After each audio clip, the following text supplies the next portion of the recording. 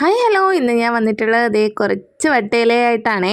ഇപ്പം തന്നെ കാര്യം പിടി കിട്ടിയിട്ടുണ്ടാവും, ഇലയപ്പം ആയിരിക്കുമെന്നല്ലേ. അതെ, ഇലയപ്പമാണ്, പക്ഷേ സ്പെഷ്യലായിട്ട് നമ്മുടെ ചക്കയും കൂടി ചേർക്കുന്നുണ്ട് അതിൽ. അപ്പം ഞാനിവിടെ എടുത്തിട്ടുള്ളത് കൂഴച്ചക്കയാണേ.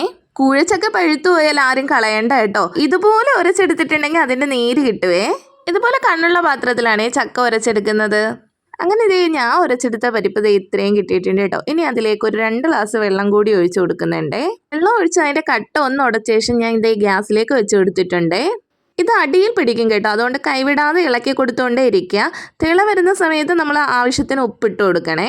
പിന്നെ എൻ്റെ ചാനൽ ആദ്യമായിട്ട് കാണുന്നവരാണെങ്കിൽ ഒന്ന് സബ്സ്ക്രൈബ് ചെയ്തിട്ടിരുന്ന കാണണേ. നല്ലപോലെ ചക്കയുടെ നീര് തിളവന്ന ശേഷം ഞാൻ അതിലേക്ക് മാവ് തട്ടിയിട്ട് കൊടുത്തിട്ടുണ്ടേ. അങ്ങനെ ഇതേ മാവ് കിണ്ടി എടുക്കുന്നുണ്ട്. പിന്നെ സഹായിക്കാൻ വേണ്ടിയിട്ട് ഉമ്മായും കൂടെ കൂടിയിട്ടുണ്ട് കേട്ടോ.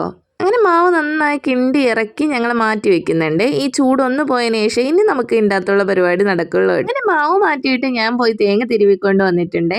അപ്പോൾ ഇതിൽ മെയിൻ ആയിട്ടുള്ള കഥാപാത്രം നീ വന്നിട്ടുണ്ട് കേട്ടോ. ഇതില്ലാണ്ട് ഒരു കളിയില്ല. അങ്ങനെ ഞാൻ അതൊക്കെ ചെത്തി എടുക്കുന്നുണ്ട്. എന്നിട്ട് ഇതിനെ രണ്ടിനെയും കൂടെ യോജിപ്പിച്ച് നമ്മൾ എടുക്കുന്നുണ്ടേ.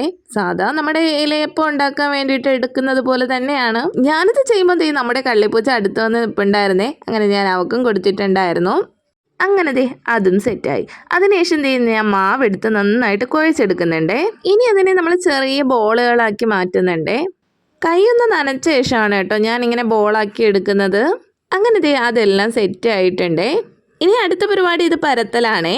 പരത്താൻ വേണ്ടിയിട്ട് ഞാൻ ചപ്പാത്തി പ്രസ്സാണ് കേട്ടോ എടുത്തിട്ടുള്ളത്. പ്രസ്സിൽ വെച്ച് ഒന്ന് പരത്തിയിട്ട് ഞാൻ ഇലയിലേക്ക് ഇട്ടിട്ട് അതിലേക്ക് നമ്മുടെ തേങ്ങയും ശർക്കരയും കൂടി ചേർത്ത് കൊടുക്കുന്നുണ്ട്. ഇതുപോലെ തന്നെ ഞാൻ എല്ലാം ചെയ്തെടുക്കുന്നുണ്ട്. എല്ലാ ഭാഗവും ഇതുപോലെ ഒട്ടിയിരിക്കണം കേട്ടോ. ഇനി ഞാനിത് വേവിക്കുന്നത് കുക്കറിലാണേ. കുക്കറിൽ എങ്ങനെയാണെന്നല്ലേ, നമ്മൾ കുറച്ച് വെള്ളം ഒഴിച്ച് കൊടുക്കുക, അതിലേക്ക് തിരുവ ഇട്ട് കൊടുക്കുക, പിന്നെ ഒരു കിണ്ണം വെച്ച് കൊടുത്തിട്ടുണ്ട്. പിന്നെ അതിലേക്ക് ഒരു ചെറിയൊരു പാത്രം കൂടി ഇറക്കിയിട്ട് അതിലേക്ക് കുറേശ്ശെ വെച്ച് കൊടുക്കുന്നുണ്ടേ. 1 വിസിൽ അല്ലെങ്കിൽ 2 വിസിൽ അത്രയ്ക്ക് മതിയാവും കേട്ടോ. ഞാനിവിടെ 2 വിസിൽ ഏൽപ്പിച്ചിട്ടുണ്ട്. അപ്പോൾ നമ്മുടെ സാധനം സെറ്റായി വന്നിട്ടുണ്ട്.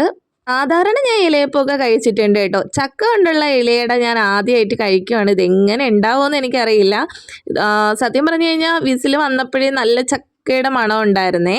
പിന്നെ ഇലയുടെ ആ പൊതി തുറന്നപ്പോൾ എൻ്റെ പൊന്നോ, അടിപൊളി മണമായിരുന്നേ. നല്ല സോഫ്റ്റും ഹെൽത്തി ആയിട്ടുള്ള നമ്മുടെ ഇലയപ്പം റെഡി ആയിട്ടുണ്ട്. ഞാനിത് എടുക്കുന്നതെന്ന് വെച്ചാൽ ചൂട് കൊണ്ടാണ് കേട്ടോ, സ്പൂൺ കൊണ്ട് എടുക്കുന്നത്. നമ്മൾ ചേർത്തിട്ടുള്ള ആ ഫില്ലിംഗ് ഒക്കെ അതേപോലെ ഉണ്ട്. പിന്നെ നമ്മുടെ ആ ചക്കയുടെ മണവും സ്വാദും കൂടെയൊക്കെ ആകുമ്പോൾ അടിപൊളിയാണ്. അപ്പോൾ ഇതുപോലെ ചക്ക ഇട്ടിട്ടുണ്ടെങ്കിൽ ട്രൈ ചെയ്ത് നോക്കുക. അപ്പോഴേ എൻ്റെ ഈ കുഞ്ഞു വീഡിയോ ഇഷ്ടമായ ലൈക്കും ഷെയറും സബ്സ്ക്രൈബും ചെയ്യാൻ മറക്കല്ലേ. ഇവിടെ പാത്തുവിന് നല്ല ഇഷ്ടമായിട്ടുണ്ട് കേട്ടോ. അവൾ കഴിക്കുന്ന കാണുമ്പോൾ ഭയങ്കര മനസ്സിന് സന്തോഷമുണ്ടേ. അപ്പോൾ ലൈക്കും കമൻറ്റും മറക്കണ്ട. പുതിയൊരു വീഡിയോയുമായി വീണ്ടും കാണാം.